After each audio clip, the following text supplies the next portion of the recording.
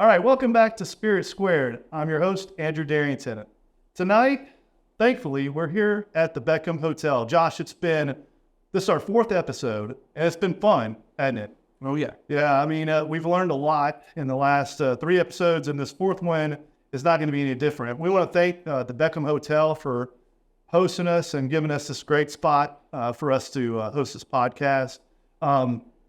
Big respect to JJ Woodwork for making these hats for us. And then a special shout out to Bird Dog Insurance. Mr. Nash, thanks so much for the shirt. You gave it to me a while back and wanted to wear it to represent your brand. We appreciate you. So tonight we're going in another direction, which is going to be fun for us. We've got the Vice President of Gator Waiters, Mr. David Frisbie. Thanks so much for coming on. Real quick, I want to introduce, we went ahead and made a pour. Didn't want to miss this opportunity. We've got Tears of Lorena. Tequila's really hot right now, and this is one of the breadwinners here.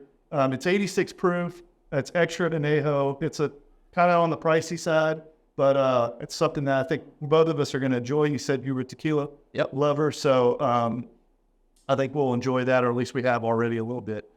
So, David, Vice President of Gator Waiters, you've done some things in the past. Let's start with I know you're big into hunting. You've done some things that we'll get into shortly, but talk to me kind of how you've gotten on this path to working with a sporting outfitter like Gator Waiters and obviously a local company. I'm very proud of you guys, you representing your brand on this podcast. So talk to me about that. So, I started hunting back at, shot my first year in 1988, 5 years old. So got out hunting. My dad wasn't real into it. My dad didn't care. He wasn't an outdoorsman. He just worked, as a farmer. And my grandfather really kind of took me under his wing and let me chase him around. He would go quail hunting. I get to follow all of him and his buddies around, after the plains of West Texas and Panhandle chasing quail. And just kind of found my love for wing shooting, really. And then got through school, started getting into some big game stuff, and took a job at Budweiser. Okay. Worked there for 15 years, but honestly, I would say year 5, I was like, man, beer is not for me. This isn't how I want to make my living. And I started a kind of an ad agency on the side back when Instagram and Facebook was getting pretty popular. Right. And we called it Tight Lines, Big Times. Right. Buddy down in Austin, he worked for IBM. Very very creative, real visual guy. Just didn't really fit the hunting scene, but he understood the marketing side of it. And I was running a guide service out west for mule deer, antelope, elk, deer, some waterfowl stuff. And we started partnering with these companies like Sitka and Yeti, and we were building these come-to-market strategies for them. And they would ship me product, and we would use it in the field, and my clients would be like, hey, put this jacket on, and that's we're going to take some pictures of you. Or we're going to take a video of you walking across this creek wearing this new jacket. We'd send it in, and we'd make these short videos or catalogs for these companies. And one day we got approached by a company called Drake Waterfowl. Mm-hmm. They're the godfather of waterfowl clothing. They were the first ones to really start doing technical waterfowl. They're the pappy. Yeah, the water. They very much are. Right. And they approached us and asked us to shoot a commercial for them. Well, we did the whole commercial. We worked through it all with them. And at the end of it, we sent them the invoice, and they're like, whoa, this is kind of pricey. So they ended up offering me a job. And I was like, well, this is my way out of the beer business. Right. So bailed on Budweiser, worked for for Drake for 5 years. Started off in the marketing, got into some sales, kind of worked my way up in there. Yeah. And then one day, Justin Waller, the owner of Gator Waiters, right, I'd see him at trade shows and stuff, and we'd always kind of talk trash to each other and get each other shit. Yeah. But he called me up and he gave me a job offer, and that's not for me. I'm doing what I love. I work from home, got the best job in the industry, And then he came back to me, and him and his wife invited my wife and I out to Tyler, Texas, and said, hey, let's just hang out, just meet face to face, hear me out. So we didn't have anything going on that day. We drove out here, and he gave me a job offer, and my wife, as soon as we got in the car, she's like, "We have to do this. Right. We have to." So we moved out to East Texas. Where were y'all moving from? Fort Worth. Okay, so you're in a big city. Right. You're in Tyler. Sure. And this was 2 years ago? This was 2020. Okay. So So pre-pandemic, kind of pandemic coming. right. Yeah. Okay. So I let Drake know I was leaving, and I took a month off. I went out and went antelope hunting, went deer hunting, kind of just got it all out of my system. Yeah. Had a chance to kind of reset, and started with Gator waders in October, and I walked in and just hit the ground running. Yeah. It's been nonstop since. Lifestyle's kind of changed a little bit. Sure. Used to work from home, Right. hunt, fish, whenever I wanted to. Now it's more of a, day to day. I'm involved in every aspect of the company, not just the marketing side. So Right. a little bit more stress. But the reason I made the move, to be honest with you, is that Drake, they were such a big brand, and clock in every day and just push the easy button. It's already built, not something that Don't recreate the wheel. right. Yeah. Just keep doing what we're doing. And at Gator Waders, which we were so small when I started, they've been in business for 10 years when I came on, but it still had that startup feel. Like everybody's in the warehouse shipping product, and everybody's, pulling their weight and doing wearing multiple different hats and all that. Man, this is exciting. This is what I want to do.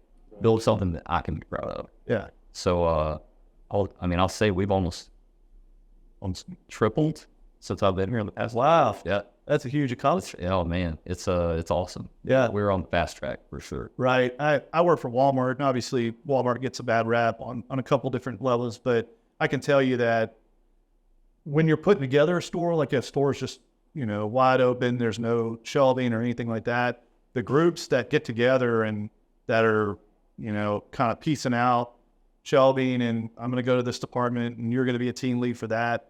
The environment's completely different than you've got department managers and all this product that you're stocking and people, clerks, and you got all these problems with customers and this, that, and the other because you don't have any customers. Right. Like you're just fulfilling orders, or I could see that teamwork atmosphere when we were talking about it.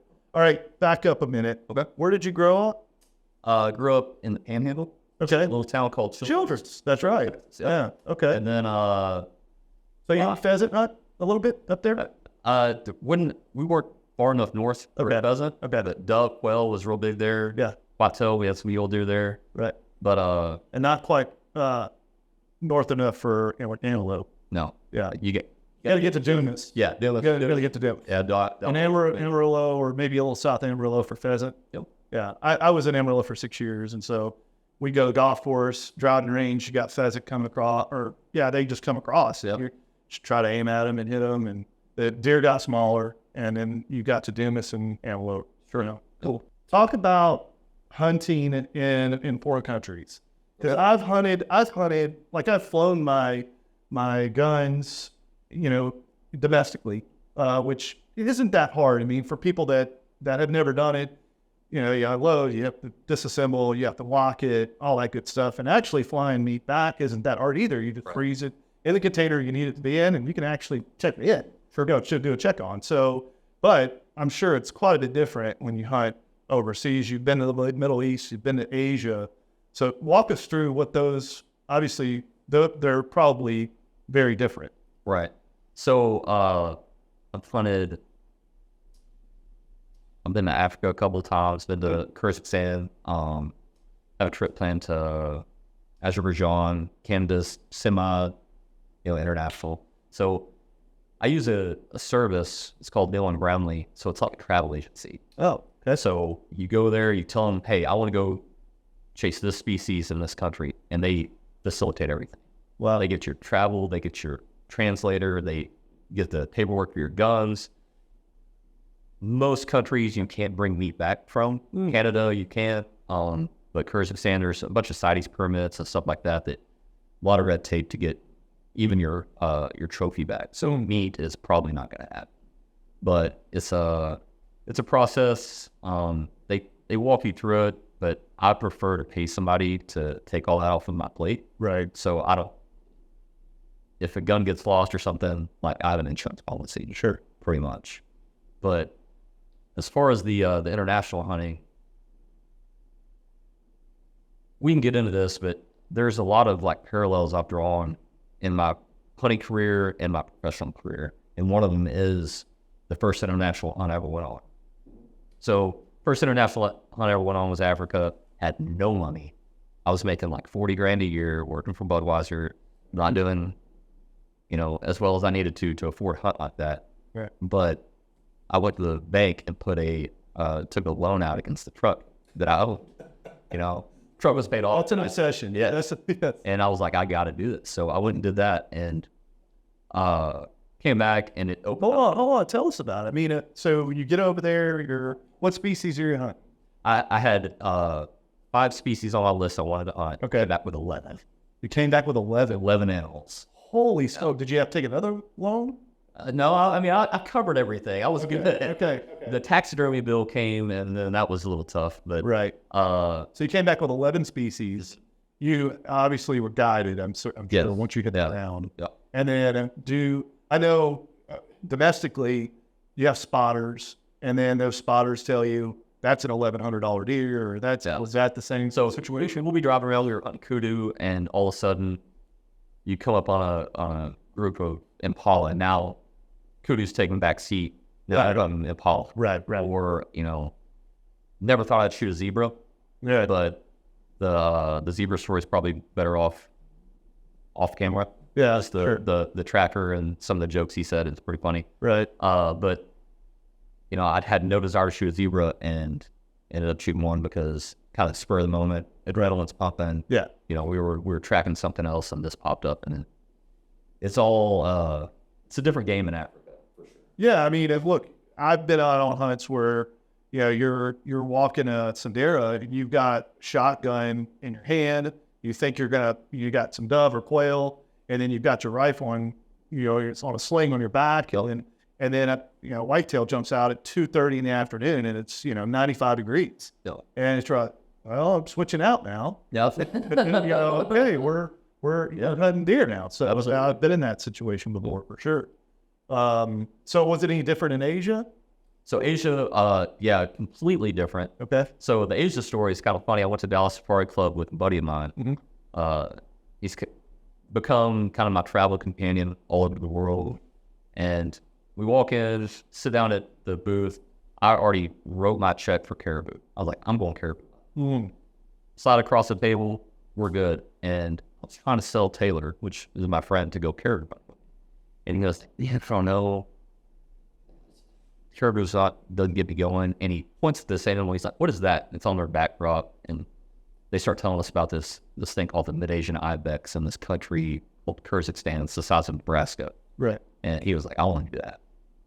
Well, let's go do that. And man, I don't know. I'm going to call my wife real quick. So call Shannon up. I'm like, hey, babe, can I go hunting Ibex in Kyrgyzstan this August? She goes, I don't care what you do. I'm walking in church. I'll call you after church. I was like, okay, cool. That's a green light. Yeah, green light. So change the memo on the check. It's like playing. Can I play another 18? Yeah, I don't care what you do. I'm kind of taking a nap. Yeah. Okay, fine. Let's play it. So cut the check, pay for it, go get some celebratory beers. We're walking around Dallas Safari Club. My wife calls me after church. She's like, okay, what were you talking about? Like, what are you doing? And I told her, and she's like, absolutely not. You're not going there. Well, babe, it's already paid for. Right. So it was a little touch and go there for a couple of days, but she warmed up to the idea. Right. But on that hunt, we walked out of Dallas Safari Club. I was probably banging like 240. Oh, weight. Wow. Not in great shape. The very next day, we strapped on our packs and started hiking, and I dropped 60 pounds in 7 months. Wow. On that hunt. Because you were up in elevation, I guess. Oh yeah, we shot my Ibex at 12,800 feet. So yeah, you're getting close to you're getting close to knee oxygen to walk. Yeah, what is it, around 14 or so? Yeah. Dang. But so back to the Africa thing and the parallels I was talking about. So one of the things that I learned from that trip specifically is calculated risk. So everything that has ever come to me that was good was my calculated risk. I'm talking my marriage. I'm talking the job change, having a baby. Like all of those things came to me because I made a calculated risk and willing to bet. So took a loan out on my truck, and it was one of the greatest experiences. Yeah, sure. So that's one of those things. Like I try to find things in the hunting world that translate into everyday life, and that was the main one. Yeah, I'm definitely an experienced person. Like things are great, and I like them, and I like be around nice things, and purchasing things for people, but I'd much rather go on a trip with you, and that's something that I'll never forget, especially if it's a nice one. Somebody told me one time that, to piggyback off that, is by experience is not right like that. Sure, it's a whole lot. Yeah. So in Asia, you're at 12,000 feet, and you knock down your species that you were chasing, ibex. Ibex, yeah. And so what happens after that? Like you go get them. How do you get them? So yeah, how do you harvest them? Yeah, we fly in. We take a 14-hour off-road ride up this mountain. Then we get on horseback for another 12 hours. Oh, yeah. And then we have a translator with us, but she doesn't come along the whole way. She stays at the truck. So we just get on these horses. So the people in Kyrgyzstan, they look Asian. They're Muslim in faith. Yeah. They speak Russian. Oh. It's like, yeah. So there's a major language barrier there. So we're riding along, and got my buddy Taylor and my buddy Trey with me, and we're just having a good time. And all of a sudden, I'm told to go with these two guys. They're told to go with these two guys, and we all kind of split up. And for the next 5 days, I'm not with anybody that speaks English. Like I'm with these two other guys, and I do whatever. So it was pretty interesting. What are you eating? Like, it's like bread and soup and stuff, or is it stuff that you don't know what it is? Yeah, so salt cod. Yeah. So we had a full chicken, a boiled chicken that was wrapped in foil. Okay. And we ate on that for 5 days. Okay. I can down that. Yeah. And then I brought some of my own snacks, like peanut butter, like single serve peanut butters, and some protein bars and stuff. But it was mainly ramen and that chicken. Right. And then they had, I forget what they called it, but they had mare's milk. Oh. So it's horse milk that was fermented in sheep shit. It's the worst thing you've ever put in your mouth. Okay. But they take your word for it. Yes, it's horrible. But they thought, drank it. Oh, it was pretty much, if you didn't drink it, you would be offending. Right. Guys. So you kind of choked it down or pretended like it. Yeah, you weren't just like foraging every day, right? Things like that. I mean, made a camp. Yep. And could you tell the camp had been used multiple times, or no? It was just, we had the tents and all that with us. Oh, okay, got it. So we got there, we shot the ibex, got over to it, but all the way down. So this was the cool part. So we're on a 12-hour horseback ride, right? And you're passing all these little empty huts, or in the middle of the mountains, and even on the next one would be a hut, and there would be goats outside, and like 2 kids and a guy standing outside this hut. Wow. And I've been on a horse for 8 hours, haven't seen another person right up there. And we saw a couple of other people up there, but it was very, very, very remote. Right. But once we got the ibex, got it cleaned up, we took 2 days to get home, because on the way down, we would stop at every single one of those huts. And it was the hunter's tradition to go in, give them meat, and they would give us bread and cheese back, and we'd sit there and have a meal with them.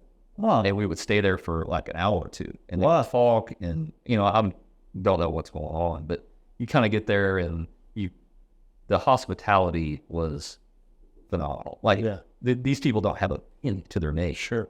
And they're the most grateful and most gracious people back to you. Wow. By the time we got back to camp, we had very little left, because we were leaving, the best cuts of meat. Wow. Phew, that's even hard to even think about. Like that's an experience that would be incredible. Yeah. So now you're chasing the North American 10, right? Yep. The Grand Slam, that's what That's what we call the Super 10. Super 10. Super 10. So there's 10 species, right? And you're down to one, right? So you've got 9. Tell us a little bit about a couple of them that were either, you said calculated risk, so I assume that all of them were just like, you knew the shot was good and all that kind of stuff. But any close calls or any like memorable like experiences with any of the species that you? So I think the pinnacle of any hunter's career should be a adult sheep. Adult sheep is one of the only white animals, like fully stark white in North America. Wow. About to go. Yeah. A lot of people just, I mean, that's like the pinnacle, should be the pinnacle of any North American hunter's career, in my opinion. Right. Very expensive hunt, but kind of the same story with my wife. We went down, we were in Fredericksburg, and having just staying a little bed, breakfast down there, and we are sitting there talking about like our goals over the next couple of years, and I mentioned doll sheep, and she's like, well, why don't you just do that? Why don't you just knock that one out? Mm-hmm. Like, if you draw a Venn diagram of sheep hunters, there is people that can afford it, and then people that can physically do it. Right. It's a very small window. He's like, you need to do this. So I called Trey that I mentioned earlier right there and said, hey, doll sheep next year, make that. So trained super hard, got in great shape for that one, and went up, flew into Alaska. It was 10 days, and got paired with this guy. He had never been on a sheep hunt before. The guide or whatever, the guy that was supposed to, go with me, never been on a sheep hunt before. And he was 24, 25 years old from Wisconsin, just hockey player with Bill like hockey. Yeah. And him and I fed off each other. Yeah, that's right. We just he was super inexperienced on the hunting side, but he was in great shape, and I was in pretty good shape, but experienced on the hunting side. So we just fed off each other and helped each other out. But the parallel I came out of that hunt with was be comfortable being uncomfortable. Like nothing good. I mean, as soon as we got off the airplane, our feet were wet because we stepped into a creek, and we were soaking wet for the next 10 days. Oh, but super horrified. It's a lot of climbing, not high elevation, but I mean, sheep hunting is just, it's next level. There's a quote that says, a sheep hunter, you'll either go once and never do it again, or it's in your blood for the rest of your life. Mm-hmm. And that right there, like, that's so, like, sheep hunting is nothing. Really? Oh yeah. And I had use this hashtag, like, jokingly called Get My Goat. And it's all about, like, getting up there and chasing something that other people are willing to go to. And that's kind of how I look at sheep hunting. Gotcha. So in that case, what day were you able to accomplish it? You were there for 10 days. Sure. So what was it, day 4 or 5? Yeah, it was day 4 that I tipped over the doll sheep. What was it? It was a long shot, short shot. So that ends back to me and Austin kind of feeding off each other. We found these sheep on day 4, and he was like, hey, 660 yards, you got this shot. I'm like, oh no, you have not been with me to the range. Right. Like, it's probably snowing and like 400 max. Yeah. Hey, so yeah, we had to close the distance, and it was super tough, and ended up shooting the sheep at like 265. Yeah, but it's still a long shot. Yeah. But very, very emotional moment for me and Austin. I met this guy 5 days before. Right. Very emotional moment for us on the side of the mountain. No one else, I mean, miles around. So it's a very memorable moment that only him and I will, like, you try to explain a hunt like that, and you can't fully explain it, right? Yeah. Except the one guy that was there knows what happened and all that. It's sure.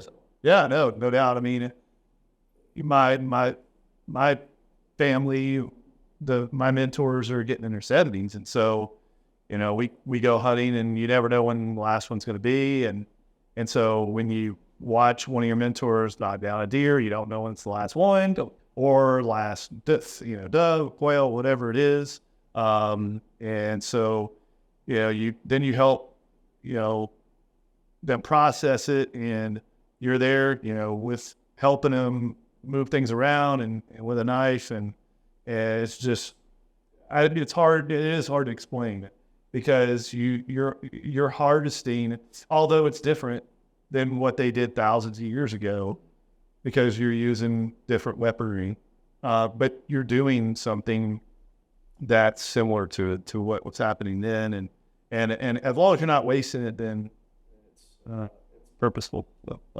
Especially that too. Absolutely. Yeah. So this desire, all your passions and all that, lead you into this VP position at Gator Waders. You mentioned Justin. He founded it in 2010. He's on an oil rig, like he's struggling, like he comes off the oil rigs, and he's like trying to get things together while he's off of it. Or at least that's what I read. That all of his non-working time, he was working on this company. It was geared initially for mostly women. Yep. Because he was on his off time that he did have spare time. He was mudding and hunting and things like that. He was seeing a lot of disparities between women's opportunities with waders and boots and things like that. So, and then you come into the fold. He had a lot of confidence in you, meeting you at these trade shows and sparring with you and all that good stuff. So I did some looking in the website. It's an awesome website, gatorwaders.com. And you've got a couple lines there. We'll get into the future, what you see, but can we talk a little bit about some of the lines that you guys have right now? The 7 camo. You have a couple different colors. They look pretty impressive. Can you talk a little bit about like the thought process in that, and a little bit about the patterns and that type of stuff, or the success stories? So yeah, Justin, he started doing the mud riding scene was his thing. Right. And it's funny, the Gator was founded on like a zebra print pair of waders. Right. It's kind of, to this day, we do leopard print waders, and I hate telling people this. It's one of our best things. Right. Oh, yeah. Like, I work for a rugged outdoor apparel brand. I sell camo and man. Right. And right. No, we sell a lot of the leopard stuff too. Right. But yeah, he started, I want to say they launched the hunt line in 2016. Yeah. And kind of took off, and then I came in 2020 and really focused on the hunt side of things. But yeah, he had developed this camo pattern before I came on, and I came on kind of in the middle of the launch. And where we are now in the industry, so you have mossy oak and real tree. They've been around since the 80s, and that's like the big thing. Stick and limb is what everybody calls those, stick and limb patterns. And then you have this company called Sitka. Came out of nowhere in about 2012. They started popping up, and they had their own pattern. It's called Optifade, and it's this digital pattern. Nobody like really jumped on board with it yet, but they did a very good job marketing that pattern, and it started like threatening the stick and limb patterns. So Getawares, we had a license with Mossy Oak and Real Tree, and they're great partners, and there's a very like big place for them in the market. But there's also this digital side of things. So Justin had the idea to develop the pattern called 7. It's his 7th year in the hunting industry, so that's where the name came from. And he built the original pattern was for like a timber scenario, like hunting flat timber. And then when I came in, I was like, hey, we could change this up just a little bit and add some browns and some blacks to it and make it look more like a marsh pattern. So that gave us the 2 different ones. And it kind of filled a void that we didn't have in the beginning, because Sitka, they came in out of nowhere. Even when I was at Drake, nobody took them serious. Everybody's like, who's this little company out of Bozeman, Montana? And now, they do good stuff, man. Drake does good stuff. Bandit does good stuff. We do great stuff. Like, I think competition is great. Yeah. Like, you get all these brands spotting each other back and forth. Yeah. Sitka does something cool, then Drake does something cool. Right. We come out and do it better and just keep going back and forth. Like, the consumer ends up winning. Right. Oh, sure. Like competition. That is America. Yeah. That is what capitalism did. Yeah. Competition breeds excellence. Yeah. I feed off of that. I love it. Like, when somebody sends me a screenshot of what one of my competitors is doing, they're like, hey, look what they did. Well, you don't know what I'm doing next year, so good for them. Right. Yeah. Yeah, that's awesome, man. And then you have Save the Tundra, right? Yep. Hoodies. Yep. So Talk to us a little bit about that. So the Save the Tundra initiative was something that our national sales manager Cody Van Pelt, it was like a passion project for him. Mm-hmm. So he put that all that together. He worked with Delta Waterfowl, and every half of every cell of that goes right back to conservation. Yeah, that's a cool looking hoodie too. Yeah, you did a good job with it. Cody's very much conservation minded. He brings a different mindset to the company. You know, a lot of us just sit around, look at P&L reports, and and you know, how can we make more money? And Cody is always the first one to be like, hey, you know, we got to give back. Right. We take so much from this industry. We take so much from the waterfowl industry. We got to give back to it. Right. So he kind of keeps us in line and makes sure the compass is still. Yeah, you got to have those folks. Yeah, got to have those. Yep. And then you have some events later on in the year, Wild Country. Yeah, that's the off-road side. Yeah. So That it's in Mississippi. Yep. Yeah. Okay. Yeah. I've never been to one of those personally, but And I went to one, and it's a party. In fact, when I didn't even know the mud riding thing was that big deal, and right. When I told my wife, I was like, "Hey, I can go to this event. It's called I think it was Wild Country or Mud Nats. It was Mud Nats. Yeah. She's like, "What is that? I don't know." And we looked up some YouTube videos of what it was, and she were not going to this alone. Absolutely not, because it's like birds. Oh yeah, I can imagine. We actually Maybe just like a natty light or a bush lifer, you know? Yeah. Meadow bourbon strip. Yeah. But yeah, I mean, the off-road industry is a big portion of what we do. It's sure. When I came on, it was probably like 70-30 hunting off-road, and now it's more like 50-50. Oh, really? Yeah. Wow. But yeah, the events are fun. We all kind of pull together and we all travel and get them, and it ends up being a big party. It turns into a big team building. Yeah, sure. So I'm gonna let you have a little bit of that. Sorry, you're gonna do a lot of talking. Obviously Gator Waders is much bigger than what it was when you said you almost tripled it. I'm sure you've broken into a couple new markets. Can you talk about maybe a couple markets that you've broken into that have surprised you?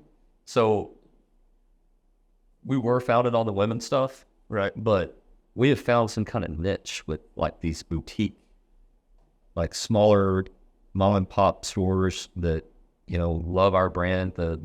We do a camp shoe and camp boots. It's a waterproof ankle boot, and we do these crazy patterns that our competitors don't do. They stick to the browns and the olives and the camel patterns, and we're doing leopard, bright pink, and all that. I mean, I spent half my day today looking over new color palettes. So that's been really surprising. And then the farm and ranch people, like the Tractor Supplies of the world. That Woods. Yes. Yeah. So we're finding we're getting a lot of success there too. Gotcha. And you know, those people lived in knee boots and ankle boots and stuff like that, whether feed the horses or, you know, washing something. Steak, so they're wearing it for steak protection or? Yeah, no, more like just waterproof footwear, you know, keeping mud off of them and stuff like that when they're... We're gonna let this pass, but I think it's pretty loud. But it's a cool. And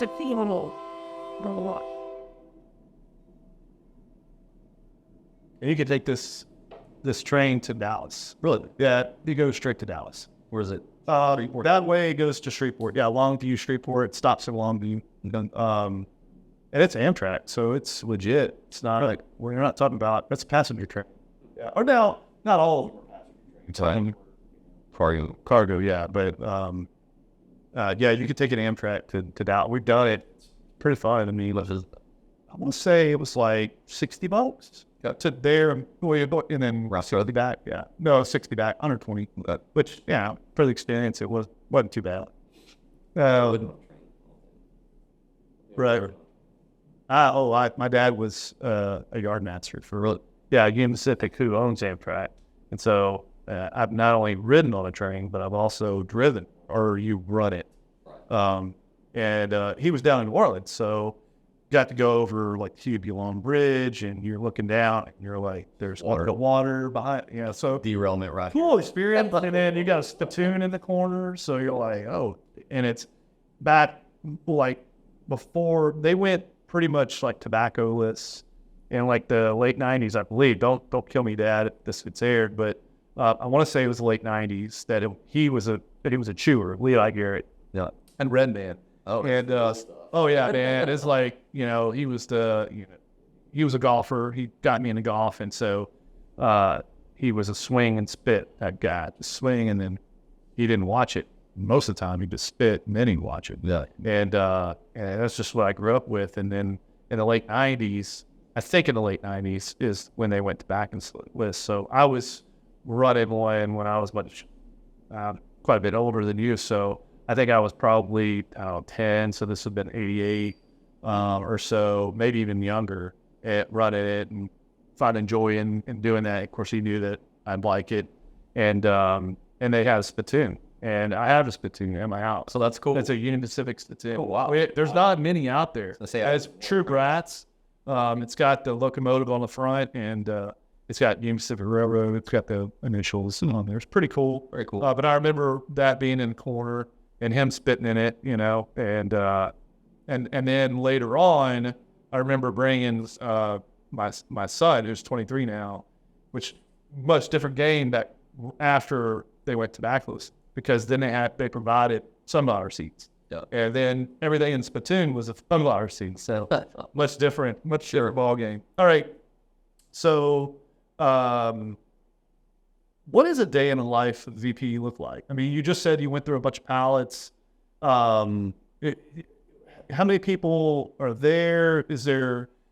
Obviously there's some management of individuals, but it sounds like you get your hands more into like the revenue streams and how to make products better too. So you're almost like developmental too. So how many hats do you wear?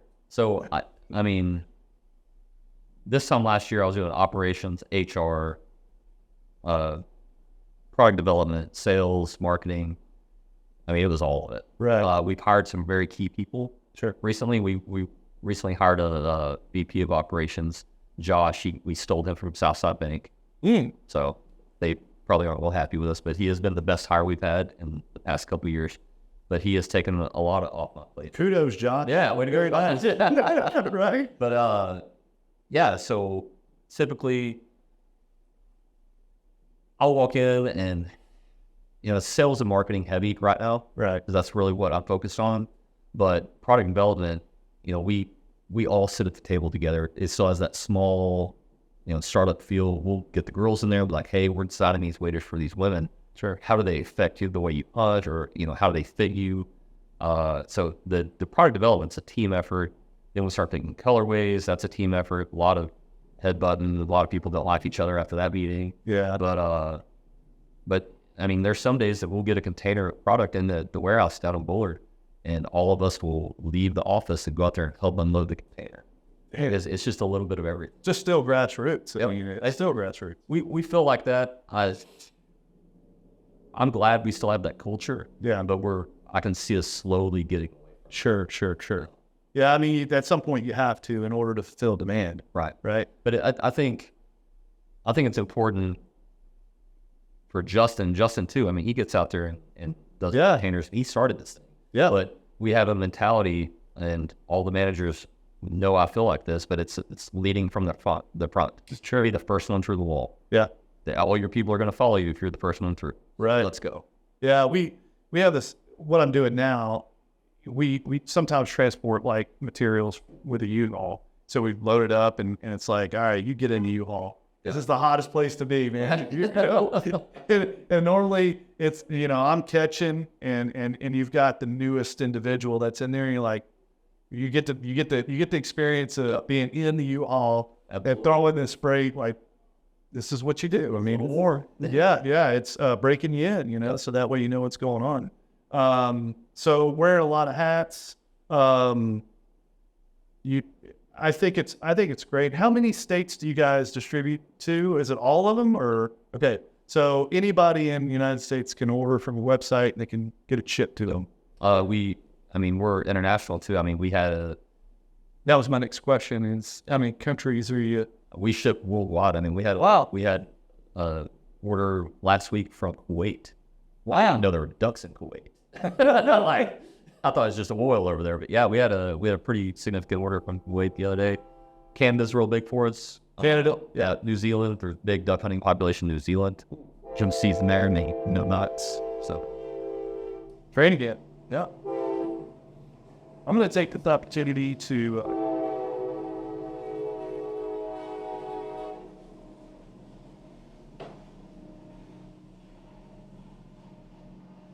all right. My second pour is going to be Lone L honey. There's pretty popular locally. This is distilled in Forney, which is probably about 40 miles away. They did this release. I think they're still offering it. It's honey finished barrel. I enjoy this a lot. It's 100. I think it's 108 proof, so should be good. So you're sending stuff worldwide. So you have a worldwide, or you have an international distributor, or no, we'll ship it all. Ship it Bullard, Texas. Yeah, DHL or we use a mixture of FedEx and UPS. Gotcha. A little bit of the US postal. Yeah, gotcha.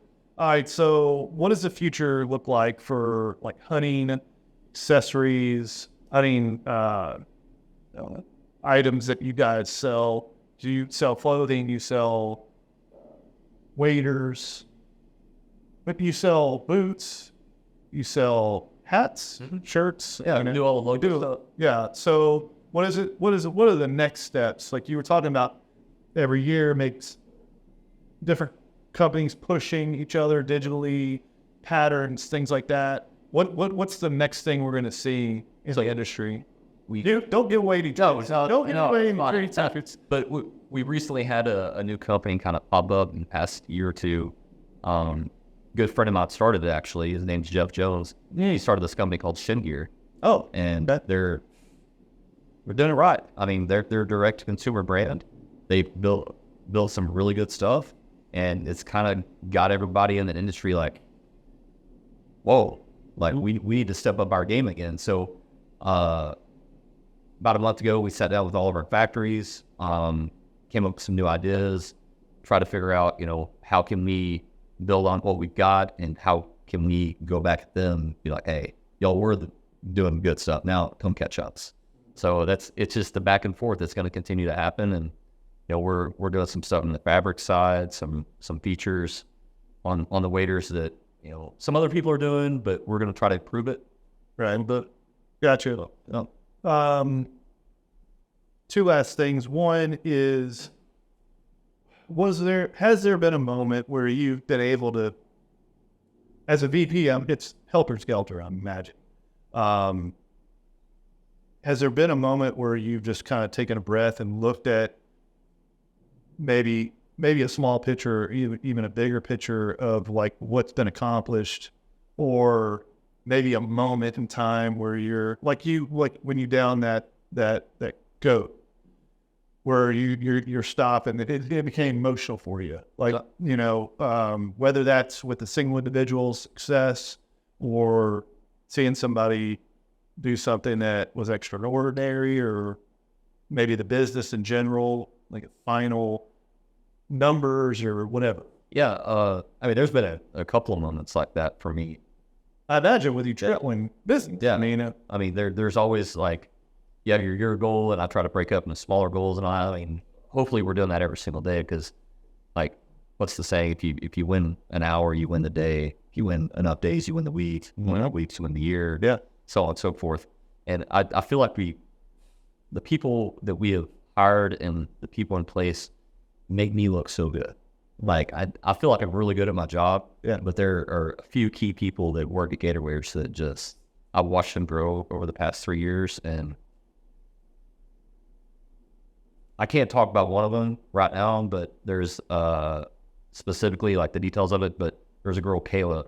She started off as just running our social media. Yeah. And she has done so much. Right. Like, kind of taking her under my wing and try to like mentor her a little bit. But she is one of the best employees that we have. Like, if we were to lose her tomorrow, yeah. She really, wow. So just seeing her growth, like I have someone sipping what her career path. Yeah, sure. As managers, that's what we do. Yep. We leave a piece of ourselves. That's what we give is time, and time is a piece of us. Right. And obviously, we're both salary managers, and so we're on the clock at all times. Yeah. If somebody calls us at 10 or 11 or 12, or Texas or whatever, it's interrupting time away from our private time or personal time, and so you're taking a piece of that. But at the same token, you're molding someone that carries a certain type of legacy for you, and there's an understanding there. And it's hard for folks that are connected to potentially you and I to understand that, because it's not the same role. Sure. When you're trying to mentor somebody, you get somebody under your wing. But go ahead. I was gonna say personally, like I left Drake on I feel like good terms. Sure. I know what their revenue was. That's how I left. And when I hired on at Gator Wares, Justin asked me what my goal was, and I said 1 million more than this number. Right. And that is still my goal. Yeah. And he when him and I were talking, he was worried about a no compete and all that. And you don't got to worry about this. Yeah. I'm here. Yeah. I'm moving my family here. Sure. I'm in this for the long haul. Yeah. So every year we get a little bit closer to that number. Yeah, I'm sure that'll be the bone year. That'll be where you just, because in operations, you worry about that breath moment where you're just like, okay, everything's okay, but then you got tomorrow, but it's healthy to take that step back and reflect on the steps you took and the grind that you took and all that good stuff. Okay, so last thing, I had a variety of things that I could throw curveballs, but the first one didn't go well. So Let's talk about that. Well, I was told that turkey hunters were the greatest hunters. Okay. I don't know who told you that, and I would love to understand their thinking so I can make them think how I think. Well, I was told that. Yeah. But I wanted to give you an opportunity to give some kudos if you wanted to. Obviously, you've talked about Josh. Yes. And then Kayla. Josh, Caleb, And Cody. Yeah. they're my core people, man. Right. I can't do what I do without them. Yeah. One thing I've learned at Gator Waiters, and another one of those parallels I was talking about earlier, is being able to operate in chaos. Right. Like, Yeah. it's a big thing, right? So Right. The calm amongst chaos. I went on this goat hunt one time, British Columbia, horrible snow. Came back with nothing. Right. 14 days. It was absolutely the worst hunt I've ever been on. Right. But being able to operate with the worst conditions, watching avalanches and all that around you, and still have a clearer head, you take that back to professional, and I was surrounded by people that helped me be able to operate in that chaos. Yeah. If the warehouse were to blow up tomorrow, I know that I could sit in our conference room, have Justin across from me, Kayla, Cody, Josh, sit at that table, and we'd figure it out together. Right. And that is Invaluable. yes, I need people like that around me. Right. Because when I came on, I was doing Kayla's job, and I thought I was better at it. Her better than me, Right. without question. I'm getting Cody there. Josh is taking stuff off the plate. Justin has finally started trusting me. He's going to be taking a step back, hopefully. Yeah. And we're just going to keep growing this thing. Yeah, man. Oh, Super exciting. You're a girl dad. oh yeah. Yeah. So is Josh. Yeah. Josh is a girl dad. I swear to God, if I would have had a girl, I'd be bankrupt. I mean, but she's and so you credit your wife too. I mean, obviously. Oh, absolutely. Yeah. The thing that every Christmas dinner, I try my best to, because we let plus ones come in, and obviously it doesn't matter color, creed, or there's whatever. It doesn't matter. They come in, and I want to thank the plus ones. Like the employees, I thank them throughout the year, and whether that's financially or they verbally praise them or write them a note, email, text, what have you. But the plus ones don't really get a lot of credit, Right. Throughout the year. So whenever I'm having that Christmas dinner, I make sure, hey, I do say it up and recognize those folks. So I'm sure you credit a lot of your success. Oh, my wife puts up like All is fine. All of our wives. Yeah. But this woman, she is essentially a widow during hunting season. Right. She supports me, Right. And she knows I need that outlet. As men, I believe like guys need a challenge. They need a adventure to go on. You know, and she supports that. Right. Most guys that I know, like, man, I can't go hunt this weekend. My wife's gonna give me a hard time. I tell my wife, like, hey, I think I'm gonna stay home. She's, really? Right. You don't want to get out there? Or if I book a hunt, she's like, okay, cool. You know, we'll be here when you get back. But the flip side of that, outside of hunting season, I'm very involved. Right. Like I'm at cheer practice. You know, your girl having my hair braided or fingernails painted at night. Like I'm still very, very invested. Yeah, it's cool, man. Yeah. Yeah, man, that's awesome. I like that. Anything else you want to know? Oh man, I appreciate you having me. Yeah. I didn't know what to expect coming in here, but yeah, great spot you invited me to. I appreciate you reaching out to me. Yeah. It's funny what bourbon can do, like bring people together. Yeah, man. That's some interactions in the past, but Yeah, I mean, there's a variety of people that I really wanted to bring on when I thought about this. Like I was doing sampling here at the Beckham, and during COVID, it was great. I mean, there was a lot of attendance because people were just trying to get out, and then it kind of dwindled down over the last like 6 months, and the Beckham was supporting all of it. They were, you know, financing the bottles we were selecting and also paying for my time, and it just wasn't fair to them. And so I pitched it to them like, hey, let's have a podcast. Let's just talk about, let's have a spirit available so that we can talk about that. Because obviously I'm heavily involved in barrels and the East Texas Whiskey Club and the East Texas Bourbon Society, but also have some entrepreneurs and have some people that are invested in the area that impact our lives, even though we don't maybe know it directly. But I love having you guys on. Talk about your passions and talk about accomplishments that you've done. So can I ask you? Yeah, sure. Like, who's one person that you would love to have on? Like, if you could talk to anybody. Man, I'd love to have Casey Musgraves on. I think that'd be fun to have like a national star that is from the area, that's down to earth, and talk about maybe upbringing and talk about steps that led to the next step. Obviously, those have been chartered, and I could do the research, but hearing from her and then talking about how she broke in and some of the things that she's done since then and people that she's met. I mean, I think that'd be awesome to have that. As somebody who's local, that's really kind of spot off. And Miranda Lambert, I'd love to have her, but that's not gonna happen. It's just not with 100 followers, 150 followers, maybe. But you never know. I mean, this has been fun. It's been great. It's great having Josh as a partner.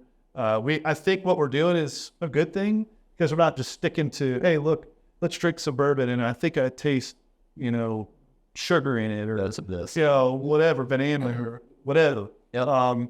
There's plenty of podcasts where you can watch that. I watch some of those, but I really enjoy the dynamics that people bring, the personal element of things, because we're all built a little different. We all have different upbringings. We have different influences. We have different triggers. And I think that part of it is what I enjoy. And as a VP, we have to enjoy that, right? And like you have to know what motivates Kayla. You have to know what motivates Josh, because those things are different. Yep.